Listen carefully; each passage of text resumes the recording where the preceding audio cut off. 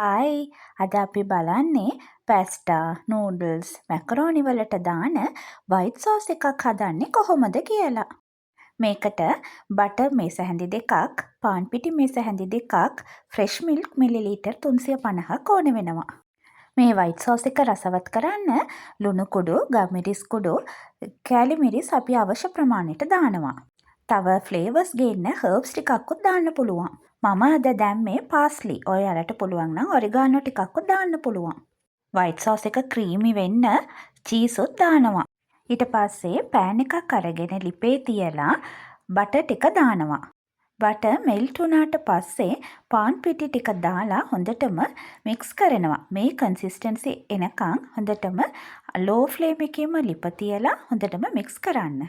ඊට පස්සේ fresh milk වලින් ටිකක් දානවා. ටිකක් දාලා හොඳට ආය හැඳි ගන්න. දැන් බලන්න මේකෙන් පොඩි පොඩි කෑලි වගේ තියෙනවා නේද? ඒ ටික ඔක්කොම හොඳට හැන්දෙන් පොඩි කර කර හොඳට දිය කරන්න ඕනේ. බලන්න ටික වෙලාවක් දිය කරාම මේ විදිහට ලස්සනටම එනවා. ඊට පස්සේ ඉතුරු ෆ්‍රෙෂ් මිල්ක් ටිකක් දාලා හොඳටම හැඳි ගන්නවා. ලිප ලෝ ෆ්ලේම් එකේම තියලා මේ විදිහට හොඳටම මික්ස් කරන්න. දිගටම මික්ස් කරන්න.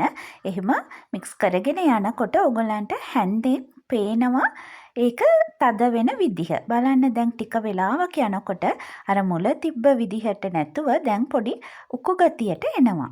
ටික වෙලාවක් මේ විදිහටම මික්ස් කරගෙන යන්න. එතකොට බලන්න දැන් ටිකක් තික් වැඩි වෙනවා නේද? අර උකු ගතියට එනකොට ඒකට අවශ්‍ය ප්‍රමාණයට ලුණු කුඩු දානවා. ගම්මිරිස් දානවා. ඒකටම චිලි ෆ්ලේක්ස් ටිකක්කුත් දානවා. අද නම් මම දැම්මේ පාස්ලි ටිකක්. මං ගාව ඔරිගානෝ ඉවර වෙලා තිබුණා. ඔයාලට පුළුවන් ඔරිගානෝ ටිකක්කුත් දාගන්න. එතකොට හොඳටම රස වගේම ෆ්ලේවර්ස් උත් එකතු වෙනවා. තව ටික වෙලාවක් ඒ විදිහටම මික්ස් කරනවා. දැන් අර ෆ්ලේවර්ස් ටිකයි ලුණු ටිකයි ඔක්කොම එකතු වෙනවා. ඊට පස්සේ අපි චීස් එකතු කරන්නයි යන්නේ. දැන් චීස් දානකොට එකපාරටම මේ වයිට් සෝස් එකට දාගන්න එපා. චීස් එක පොඩි වෙලාවක් එළියේ තියලා ඒක වෙනම ඩිෂ් එකට දාලා හැන්දකින් ඒක හොඳටම සොෆ්ට් කරගන්න.